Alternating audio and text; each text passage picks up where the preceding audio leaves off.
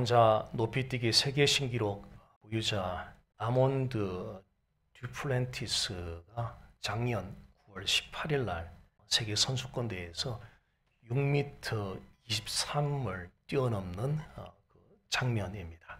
만약 아몬드 듀플랜티스 이 선수가 이 장대를 사용하지 않았다면 6m 23을 뛰어넘을 수 있었을까요? 틀림없이 못 뛰어넘었을 겁니다. 아몬드 듀플랜티스의 선수가 장대를 사용하지 않으면 6m 23을 뛰어넘을 수 없듯이 만약 하나님이 우리를 도와주지 않았다면 지나온 삶의 시간 동안에 그 많은 어려움들을 우리는 결코 오버컴 해내지 못했을 겁니다. 만약 하나님이 도와주지 않았다면. 어떤 여자분이 남편이 그 권총 강도에게 총을 맞아서 죽게 되었습니다. 그리고 3명의 자녀와 함께 오랜 세월을 살았는데 그분이 이런 말을 하셨습니다.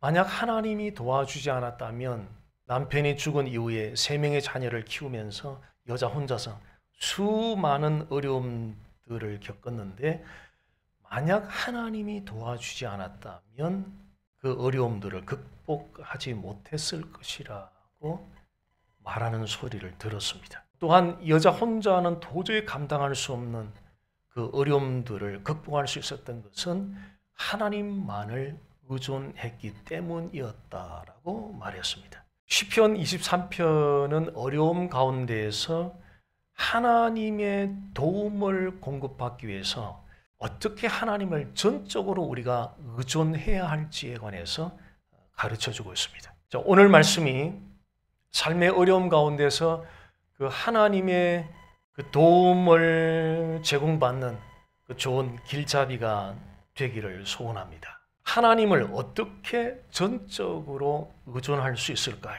첫 번째는 하나님이 우리 편에 계실 때 삶에 미치는 그 차이를 인정하십시오. 자, 오늘 읽었던 본문 124편, 시편 124편 1절에 5절 말씀 여기를 살펴보면 이 말씀에서 시편 기자는 모든 이스라엘 백성들에게 하나님이 그들 편에 계실 때에 가져다 주는 또 삶에 미치는 그 차이를 인정하라고 지금 격려하고 있는 그런 내용의 말씀입니다. 이 부분의 핵심 표현은 1절, 2절에서 반복해서 등장하고 있는 여호와께서 우리 편에 계시지 아니하였더라면 여호와께서 우리 편에 계시지 아니하였더라면 지금 시편 기자는 여호와께서 우리 편에 계시지 아니하였더라면 우리의 삶이 어떻게 되었을까에 집중하여 지금 말하고 있습니다. 이 말을 하고 있는 시편 기자는 만약 여호와께서 이스라엘 백성들 편에 계시지 않았더라면 그들은 모두 다 멸망당하고 말았을 것이라는 지금 이 말을 전하고 있었습니다. 그러면서 이 시편 기자는 그 차이, 여호와 하나님이 그들 편에 계실 때 삶에 미치는 그 차이를 더욱더 강조하기 위해서 홍수를 이미지로 사용하고 있습니다. 4절 말씀에서 쭉 이어지는 말씀 보면은요, 물이 우리를 휩쓸며 시내가 우리를 삼켰으며 넘치는 물이 우리를 삼켰을 것이라. 지금 이것은 일반적인 홍수를 말하는 것이 아니라 쓰나미와 같은 갑작스러운 강하고 거센 급류가 휘몰아쳐서 사람들과 모든 것을 다 휩쓸어 가버리는 이런 엄청난 지금 홍수를 이야기하고 있습니다. 만약 하나님이 그들 편에 계시지 않았다면, 만약 하나님이 우리 편에, 우리 가정 편에, 우리 가족들 편에, 내 편에 계시지 않았다면 It's over. 다 끝나버렸어요. 전부 다 끝났어요. 그런데 끝나지 않았습니다. 우리는 잘 지금까지 견뎌왔고 여전히 오늘도 우리는 이렇게 하나님께 예배를 드리고 있습니다. 만약 하나님이 우리 편에 계신다면, 그것이 어떤 차이를 만들어낼 수 있겠습니까? 하나님이 내 편에 계신다면 어떤 차이를 만들어낼 수 있겠습니까? 모든 것의 차이를 만들 수 있습니다. 시편 기자는 바로 이 사실을 인정하고 있었고, 이스라엘 백성들로 하여금 또 오늘날 이 말씀을 듣는 모든 청중들로 하여금 그 사실을 하나님이 그들 편에 계시면 반드시 삶에 미치는 차이를 가져다 준다는 그 사실을 인정할 것을 격려하고 있습니다. 시편 기자는 우리로 하여금 그것을 인정하도록 하기 위해서 하나님이 우리 편에 계실 때 우리의 삶에 중요한 영향을 미치게 될 두 가지 질문을 던지게 합니다. 첫 번째 질문은 만약 하나님이 우리 편에 계시지 않았다면 우리의 삶은 어떻게 되었을까? 만약 하나님이 우리 편에 계시지 않았다면 우리의 삶은 어떻게 되었을까? 이거 첫 번째 던져볼 질문이고요. 두 번째는 만약 하나님이 우리를 위하시지 않았다면, 만약 하나님이 우리를 위하시지 않았다면, 만약 하나님이 우리를 위하신다면 누가 우리를 대적할 수 있겠느냐 하는 두 번째 질문입니다. 만약 하나님이 우리와 함께 하시지 않았다면 우리의 삶이 지금 어떻게 되었을까요? 예수님은 요한복음 15장 5절에서 나는 포도나무요 너희는 가지니 그가 내 안에 내가 그 안에 거하면 사람이 많은 열매를 맺나니 나를 떠나서는 너희가 아무것도 할 수 없음이라고 말씀하셨습니다. 가지가 포도나무에 연결되어 있지 않으면 단 한 개 열매도 맺을 수가 없습니다. 예수님은 자신을 포도나무로 그리고 자신을 믿고 따르는 사람들을 브랜치, 가지의 비유를 하셨습니다. 예수님을 믿고 따르는 사람들이 예수님을 떠나서는 nothing, 아무것도 할 수가 없습니다. 이것은 포도나무에 연결되어 있지 않는 가지가 단 한 개의 열매를 맺을 수 없는 것처럼 우리가 하나님께 가까이 연결되어 있지 않으면 삶에서 그 어떤 열매도 맺을 수가 없습니다. 이것은 우리는 반드시 하나님을 전적으로 의존해야 된다는 사실을 시사해 주고 있습니다. 세상에는 하나님을 의존하지 않고도 형통하게 살아가는 사람들이 많습니다. 그렇다면 예수님이 자신을 떠나서는 아무것도 할 수 없다는 그 말씀이 진실되지 않은 거 아닌가요? 라고 생각할 수도 있습니다. 그런데 그렇지 않습니다.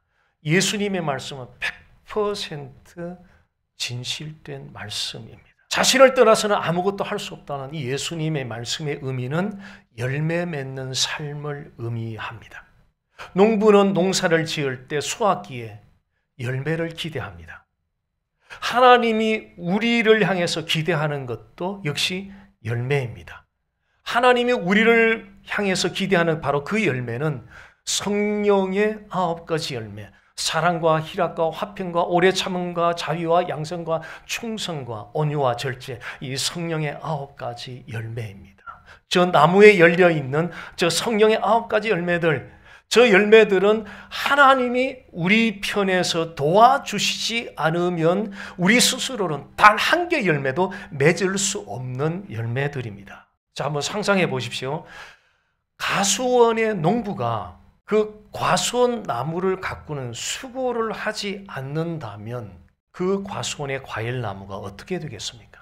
열매 없는 나무가 되고 말 것입니다. 하나님이 우리 편에 계시지 않는다면, 하나님이 우리 편에 계시지 않는다면 우리는 마치 열매 없는 나무처럼 우리의 마음은 그 공허함으로 가득 차서 끝없는 방황을 하면서 살아가고 있을 것입니다.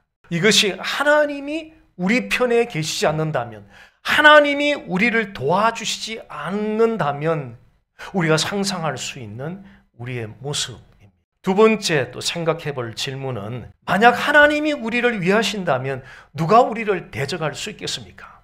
아주 오래전에 어느 대통령이 재난을 당한 그 지역을 방문해서 그 지역 사람들을 위로를 하는 가운데 그 주민들이 그 대통령의 위로를 받으면서 눈물을 흘리는 모습을 TV를 통해서 봤던 적이 있습니다. 대통령의 위로를 받고도 이렇게 감동을 하고 눈물을 흘린다면 만유의 주가 되시는 그 여호와 하나님이 우리를 위하신다는 것이 진정으로 믿어진다면 우리에게는 얼마나 큰 위로가 되겠습니까?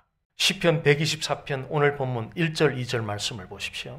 자, 반복되는 말씀은 여호와께서 우리 편에 계시지 아니하셨더라면, 이 말씀은 여호와께서 우리 편에 계셨다는 것을 전제하는 조건문의 말씀입니다. 하나님이 우리 편에 계신다는 것은 우리에게는 익숙하게 잘 알려진 임마누엘에 대한 과거 시제입니다. 하나님이 우리 편에 계셨다면, 이 말씀은 우리에 익숙하게 잘 알려져 있는 임마누엘의 과거 시제입니다. 임마누엘은 뒤에서부터 해석을 하면 엘 하나님이 우리와 마누 함께 하나님이 우리와 함께 계신다. 그것이 임마누엘의 의미입니다.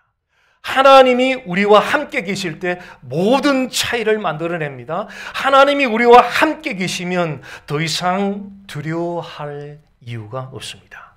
2절 시작 부분 말씀 보십시오. 사람들이 우리를 치러 올라올 때에, 여기서 사람들에 해당되는 히브리어 단어는 아담입니다.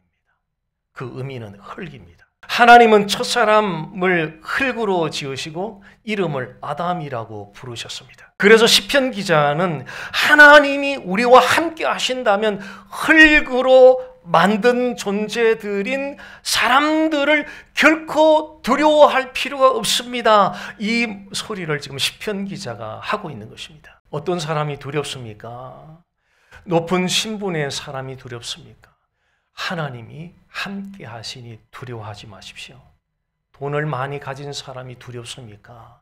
하나님이 나와 임마누엘 함께 하시니 두려워하지 마십시오. 강하고 센 사람이 두렵습니까? 하나님이 함께 하시니 두려워하지 마십시오. 중상모략하며 공격하는 사람이 두렵습니까?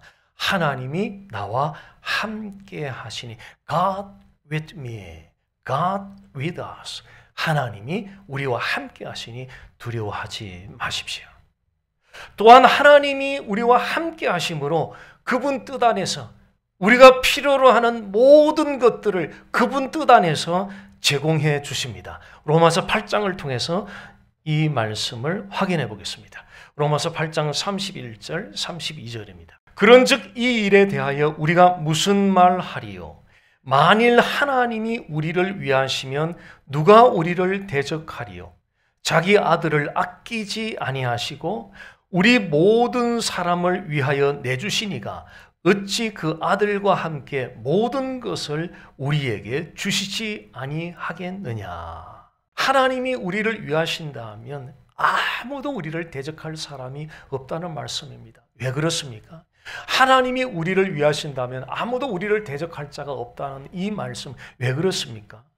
요한복음 10장 29절 말씀 보겠습니다. 그들을 주신 내 아버지는 만물보다 크심에 아무도 아버지 손에서 빼앗을 수 없느니라. 자, 이 말씀은 하나님이 얼마나 위대한 분인가를 가늠해 볼 수 있는 말씀입니다. 아버지는 만물보다 크심에, 우리 아버지 하나님은 만물보다 크신 분입니다. 하나님은 만물을 지으신 분이시고 그 만물을 주관하고 다스리신 분으로서 하나님은 만물보다 크신 분이십니다. 만물 가운데 하나님보다 더 강하고 하나님보다 더 위대한 존재는 없습니다.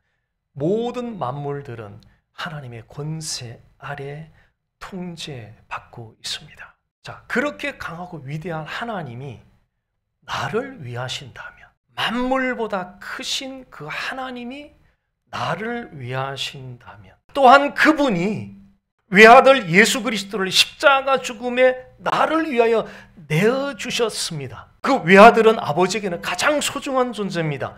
하나님은 죄인 되었던 저와 여러분들을 위해서 하나님 자신이 가장 소중했던 외아들을 통째로 십자가에 못 박혀 죽임당하는 자리에 내어주셨습니다. 가장 소중한 외아들 예수 그리스도를 십자가에 내어주심으로 하나님이 우리를 얼마나 위하시는가를 실제로 우리에게 증거하여 보여주셨습니다. 가장 강하고 위대하신 하나님이 자신에게 가장 소중한 독생자 예수 그리스도를 전부를 내어줄 정도라면 누가 우리를 대적할 수가 있겠습니까? 두 가지 질문을 통해서 하나님이 우리 편에 계실 때에 우리의 삶에 미치는 차이를 인정하실 수 있을 것입니다. 이것이 하나님을 전적으로 의존하도록 요구하는 첫 번째 원리입니다. 두 번째 원리 함께 살펴보겠습니다. 어떻게 우리가 하나님을 전적으로 의존할 수 있습니까? 위험한 상황에서 보호해 주시고 벗어나게 해주시는 하나님을 찬양하십시오. 시편 오늘 6절 말씀 보면은요, 우리를 내주어 그들의 이에 씹히지 아니하게 하신 여호와를 찬송할지로다. 자, 이 말씀은 특별히 우리를 내주어 그들의 이에 씹히지 아니하게 하신 이 말씀은 야생 동물이 공격을 해서 살을 찢으려고 할 때에 하나님이 보호해 주시는 그런 장면입니다. 7절 말씀 보면요, 우리의 영혼이 사냥꾼의 올무에서 벗어난 새같이 되었나니 올무가 끊어짐으로 우리가 벗어났도다. 여기서 지금 시편 기자는 일어날 뻔했던 위험한 일에서 실제로 일어난 위험한 일로 초점을 지금 이동시키고 있습니다. 자, 1절에서 5절에서는 일어날 뻔한 위험한 일에 관해서 시편 기자가 말을 했고, 자, 6절, 7절에서는 실제로 시편 기자가 겪은 실제로 일어난 위험한 일로 포커스를 지금 이동해서 지금 설명을 해 내려가고 있습니다. 성경은 하나님의 백성들을 보호하신다는 하나님의 약속으로 가득 찬 경전입니다. 이사야 43장 2절 말씀은 내가 물 가운데로 지날 때 내가 함께 할 것이라. 강을 건널 때 물이 너를 침몰하지 못할 것이며 내가 불 가운데로 행할 때 타지도 아니할 것이요. 시편 121편 7절 8절 이어지는 말씀 보면요, 여호와께서 너의 출입을 지금부터 영원까지 지키시리로다. 인생의 위험한 일들은 많은 경우 사람들로부터 받습니다. 사람들이 우리 자신을 향해서 분노를 표출하기도 하고, 말을 통해서 직접적인 공격을 하기도 하고, 중상모략을 통해서 간접적으로 우리를 공격하기도 합니다. 그러나 그런 공격을 받을 때마다 용기를 내십시오. 하나님은 언제나 그리스도 예수 안에 있는 저와 여러분 편에 서서 보호해 주시기 때문에, 하나님은 우리가 위험에 처해야 할 때에 보호해 주실 뿐 아니라 그 위험한 상황으로부터도 건져주시는, 벗어나게 해주시는 은혜를 베풀어 주십니다. 오늘 본문 7절 말씀으로 다시 돌아가 보면요, 우리의 영혼이 사냥꾼의 올무에서 벗어난 새같이 되었나니 올무가 끊어짐으로 우리가 벗어났도다. 자, 시편 124편에는 홍수, 야생동물, 덫이라고 하는 위험한 상황에 관한 세 가지 이미지가 지금 등장하고 있습니다.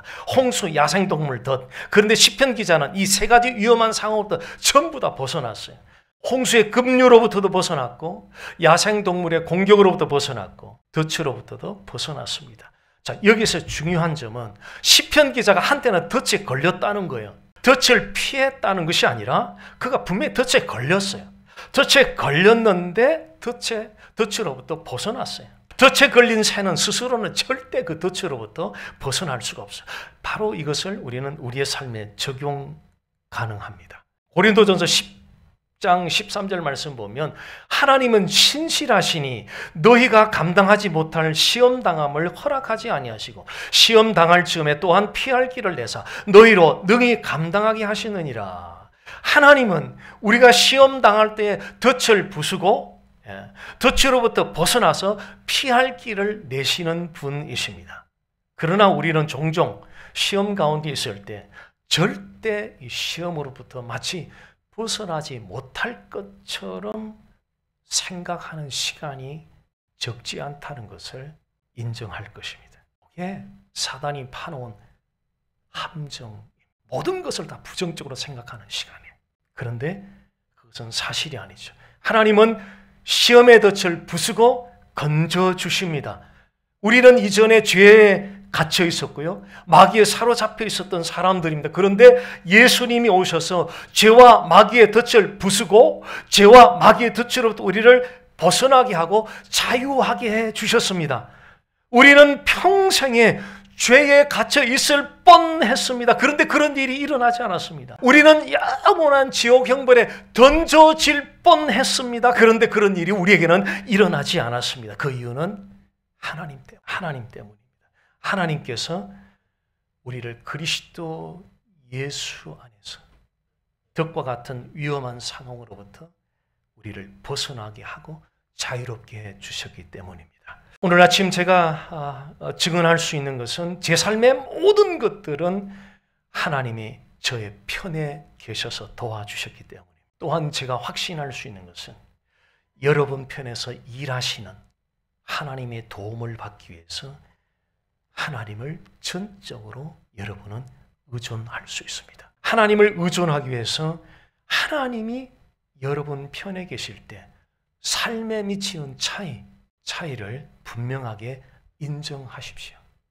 하나님을 의존하기 위해서 위험한 상황에서 보호해 주시고 벗어나게 해주시는 그 하나님을 찬양하십시오.